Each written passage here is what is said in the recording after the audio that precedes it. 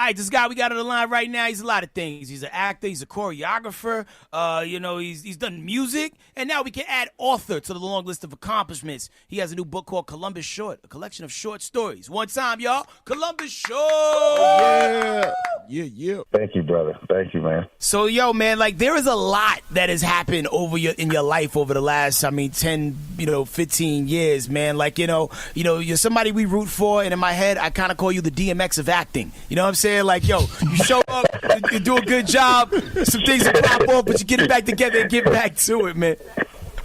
So, what made you decide to write a book now? To be honest with you, it was like it was a healing process I had to go through. You know what I mean? And then it's like, and realistically, things got crazy back there, and it was like, I wasn't in a mental or emotional place to kind of fight back where it was negative, like the misnomers. I was not there.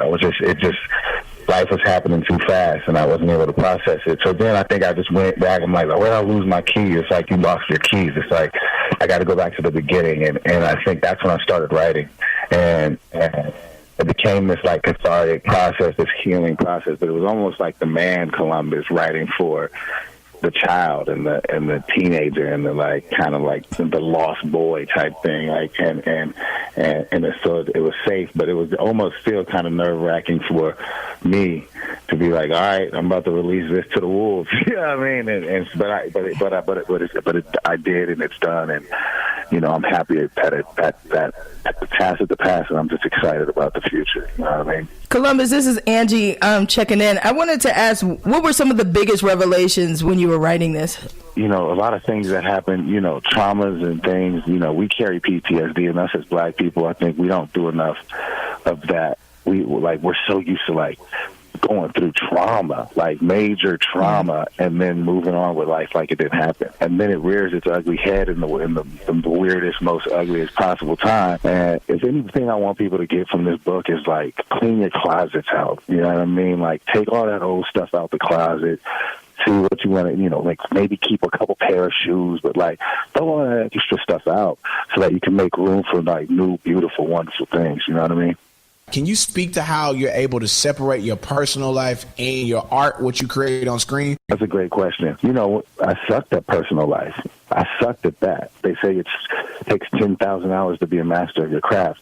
I'm a master of my craft. So when I'm doing that, then nothing else matters. I watched this interview the other day about Dak Prescott. Dak has gone through so many things, but when he's on the field, he ain't thinking about nothing else but football. When I'm on set, I don't care what my life can be in pure shambles. I'm not even Columbus, and I think that's why I love acting and I love making film and love playing other characters, because it was I can dive into somebody else at least for 12 hours a day, at least 18 hours a day. I don't have to deal with whatever is going on in my life, and when I lock in, I lock in. So that's the difference.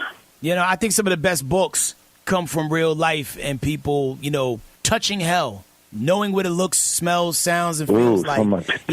How many times have you been in a situation where, you felt like you were at your rock bottom and you knew you had to make some changes to elevate yourself? To be honest with you, God's always kept me from a rock. Everybody's rock bottom is level. I mean, it's relative, right? I never was out here in the streets cracked out and you know what I mean? Where it's he's always kept me. But I guess my rock bottom was when I was tired of myself.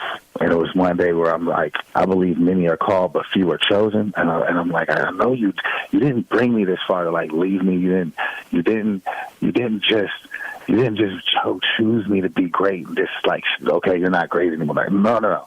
And I had to look at that, and I was I'm tired of me. And it became this moment where I was I want to do all these great things. I want to do all these great things. I want to produce movies. I want to produce content and tell great stories for our people, not just slave stories, not just, we've done great things. And then I realized, I was Columbus, if you can't produce your life, you can't produce a movie. Cool. Produce your life, and you can produce anything you want. Well, the book is out right now. It's called Short Stories, the Autobiography of Columbus Short. Be sure you check it out. Is there an audiobook version? Because people got ADD and sometimes don't like to touch things. There is, and I got my Morgan Freeman on, you know what I'm saying? I went ahead and did that. It's on Audible, yes. One time, y'all, for Columbus Short. Be sure you pick up the book, available where all books are sold. Thank you. Peace. We are the Morning Hustle.